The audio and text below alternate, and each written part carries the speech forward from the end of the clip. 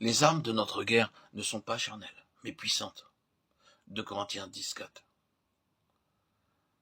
Nous avons à peu près compris ce qu'était le service, mais bien peu ce qu'est la lutte, et spécialement le conflit dans le service.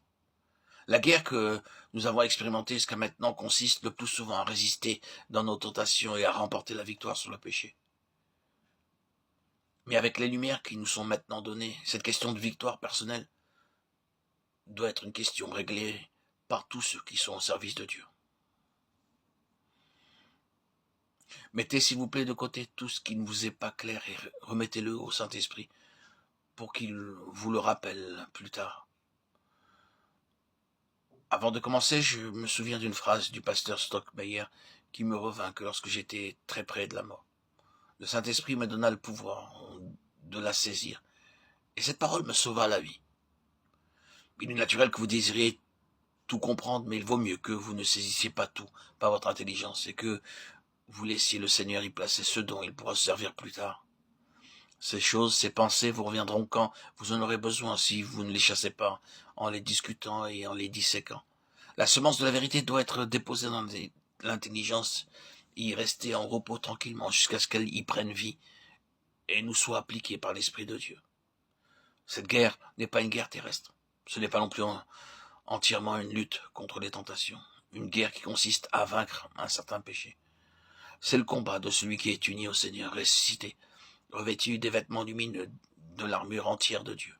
Car Dieu a créé pour revêtir ses rachetés un vêtement lumineux à travers lequel les dards enflammés du malin ne peuvent pas pénétrer. Ces vêtements lumineux s'appellent l'armure de lumière. C'est l'armure complète de Dieu, le revêtement de l'esprit du croyant, du nouvel homme par le Seigneur Jésus. Romains 13, 12, 14.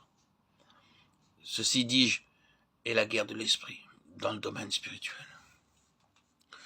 Ceux qui vivent encore de la vie de l'âme, c'est-à-dire qui sont encore ce que l'Écriture appelle hommes naturels, ne comprennent pas cela. Vous leur parlez et ils ne comprennent pas votre langage. Il y a 2 sphères absolument séparées, la vie victorieuse vécue sur terre et la guerre victorieuse dans la sphère invisible. Celle qui, unie au vainqueur et dans sa victoire, remporte la victoire sur les forces invisibles des puissances des ténèbres.